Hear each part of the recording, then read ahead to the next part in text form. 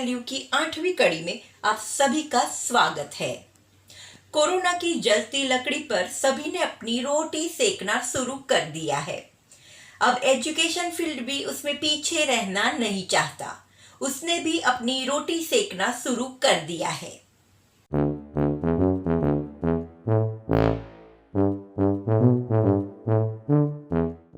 Lockdown के शुरुआती दिनों में ही सरकार ने ऐलान कर दिया था कि अगले 3 महीने तक स्कूल्स फीस नहीं ले सकती। अगर उन्हें फीस लेनी है तो 3 महीने के बाद लेनी होगी। तभी से स्कूल्स की चिंता शुरू हो गई थी। कई स्कूल्स ने तो टीचर्स की तनख्वाह भी रोक ली थी और कारण ये बताया था कि बच्चों की यानी कि स्टूडेंट्स की फीस ही नहीं आ रही है तो हम टीचर्स की तनख्वाह कैसे दें। आज देश भर में 4 लाख जितनी प्राइवेट स्कूल्स हैं और उन स्कूल्स में पढ़ने वाले विद्यार्थियों की संख्या 7.9 करोड़ जितनी है। मतलब एक स्कूल में औसतन 1975 विद्यार्थी। एक स्कूल एक साल में एक विद्यार्थी से 30 से 40 हजार रुपये फीस वसूल करती है।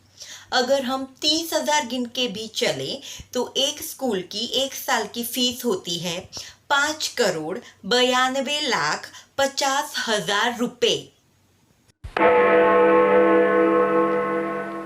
और ये सिर्फ स्कूल फीस की गिनती है। School other activities, donation, uniforms, books, education tours और फंक्शन के नाम पर जो पैसे ऐडती हैं उसकी गिनती इसमें नहीं की गई है। यह सिर्फ स्कूल की वाइट इनकम ही है।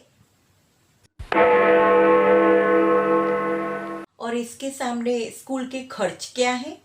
ज्यादातर स्कूल्स के पास अपनी ही बिल्डिंग होती है, तो बाकी रहा बिजली का बिल, लाइब्रेरी लेबोरेटरी के खर्चे और टीचर्स का पगार। और एक टीचर का पगार क्या होता है? एवरेज स्कूल के टीचर का पगार होता है 4,500 रुपये महीना और अगर स्कूल अच्छा हो तो 15,000 रुपये महीना। हम औसतन 10,000 भी मानकर चले तो एक स्कूल में औसतन 20 टीचर्स होते हैं, तो उनकी तनख्वाह हुई 2 लाख रुपये महीना, यानी कि साल के 24 लाख रुपये। अदर स्टाफ अगर 10 का भी गिने और उनकी तनख्वाह 6,000 एवरेज के हिसाब से महीने का खर्चा हुआ 60,000 रुपये और साल भर का खर्चा हुआ 7,20,000 रुपये, यानी कि टीचर्स और अदर स्टाफ का खर्चा मिलाकर एक साल का तनख्वाह का खर्च हुआ 31,20,000 रुपये। बाकी के 9 लाख तकरीबन अदर खर्च मतलब अदर एक्सपेंसेस के गिने जाएं तो साल भर का स्कूल का खर्चा हुआ 40 लाख रुपए। चलिए इसमें प्रिंसिपल की इनकम को भी जोड़ देते हैं क्योंकि ये बहुत अहम है। आज प्राइवेट स्कूल में एक टीचर को एवरेज 10,000 पगार मिलती है, वहीं पर प्रिंसिपल को 50,000 रुपये पगार मिलती है। तो एक प्रिंसिपल का साल भर का पगार हुआ 6 लाख रुपए। तो पूरी स्कूल का खर्चा मिलाकर हुआ कुल 46 लाख रुपीस। उसको भी हम अगर राउंड फिगर करके मान लेते हैं कि एक स्कूल का खर्च होता है साल का 50 लाख रुपए और इनकम कितनी थी? तकरीबन 6 करोड़ रुपए।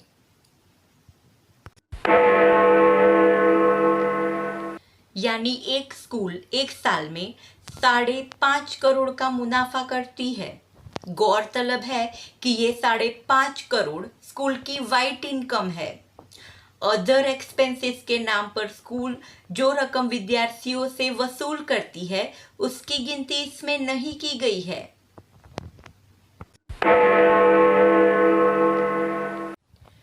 यही कारण है कि पिछले 10 सालों में प्राइवेट स्कूल्स की संख्या जोरों से बढ़ रही है। ये एक मुनाफेदार बिजनेस है। हालांकि हमारे यहाँ सरकारी स्कूल्स है, पर इन सरकारी स्कूल्स में पढ़ते हुए विद्यार्थियों की संख्या बहुत कम है। पूरे देश का ब्यौरा करें तो 40% विद्यार्थी प्राइवेट स्कूल्स में पढ़ते हैं। हालांकि प्राइवेट स्कूल में पढ़ने वाले सभी विद्यार्थी अच्छा रिजल्ट्स नहीं ला पाते, ये सब जानते हैं। फिर भी सरकारी स्कूल्स ने अपनी छवि इतनी खराब कर दी है कि सब लोग अपने बच्चों को सरकारी स्कूल में पढ़ाने से कतराते हैं।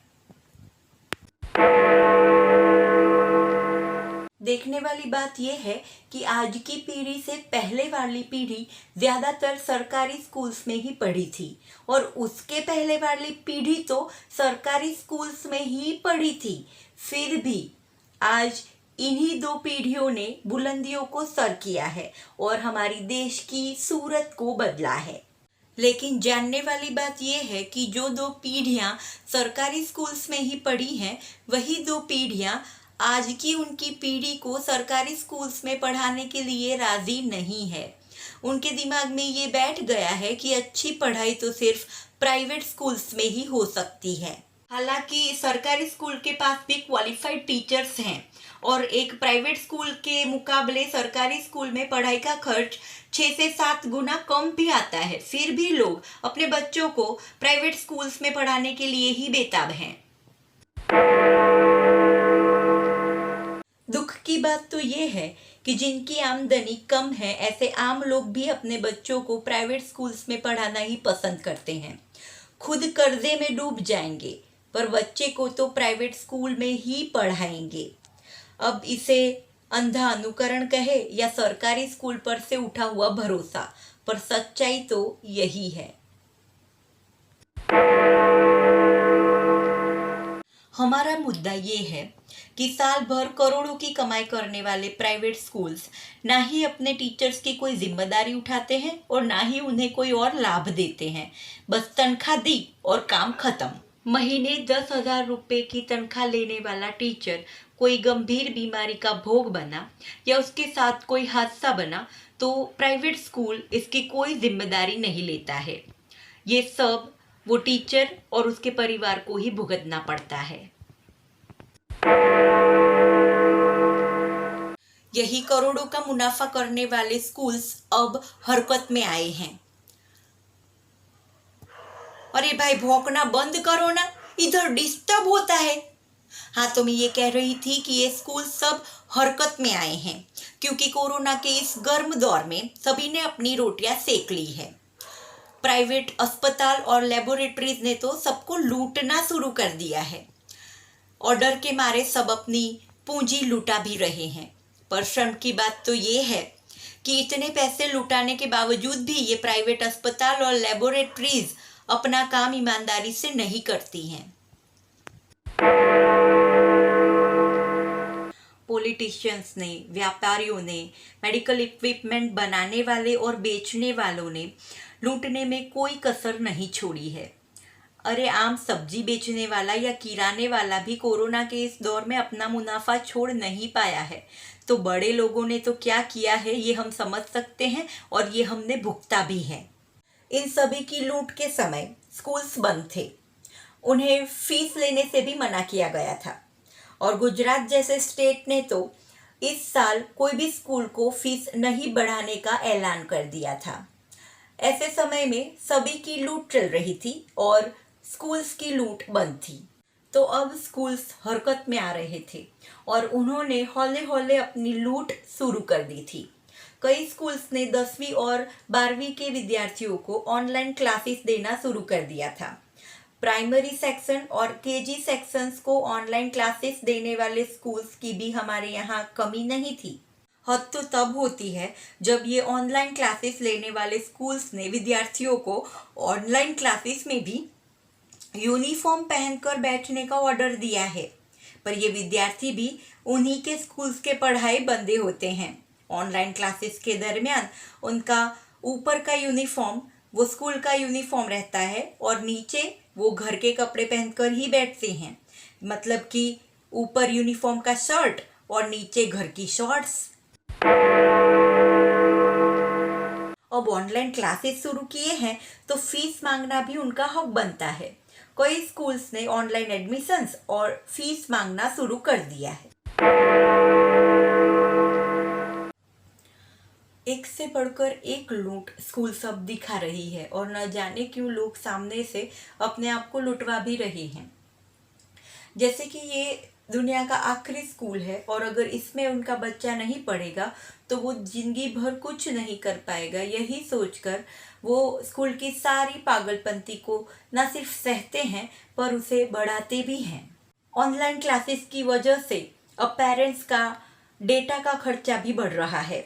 पहले 1.5 GB में दिन निकल जाता था, अब उतना तो स्टूडेंट को ऑनलाइन क्लासेस के लिए ही चाहिए। तो अब डेटा प्लान का खर्चा भी डबल हो रहा है। ऊपर से स्कूल्स यूनिफॉर्म और अपने ही मास्क का आग्रह रख रहा है, तो घर बैठे ही पेरेंट्स का खर्चा बढ़ रहा है। वही स्कूल्स पेरेंट्स और स्टूडेंट्स को कोर्स के नाम पर डराकर स्कूल जल्दी शुरू करवाने के लिए सरकार पर दबाव डाल रही है। हालांकि सरकार ने ये ऐलान किया है कि कोई भी स्कूल 15 अगस्त से पहले शुरू नहीं की जाएगी, पर तब तक ये लोग रुकने वाले नहीं हैं, इंतज़ार भी नहीं करेंगे। कुछ ना कुछ ऐसा करेंगे जिससे स्कूल जल्दी शुरू हो। ऐसे हालातों में पेरेंट्स को सोचना चाहिए, समझना चाहिए कि क्या सही है और क्या गलत। बच्चों को स्कूल भेजने से ज़्यादा ज़रूरी है उनकी सलामती। पढ़ाई तो बाद में भी हो सकती है, पर अगर ज़िंदगी चली गई तो वो फिर नहीं आएगी। जान है तो जहान है, इस बात को याद रखते हुए स्कूल के दबाव में आकर बच्चों को स्कूल जल्दी ना भेजे, यही आज के समय की मांग है। नमस्कार।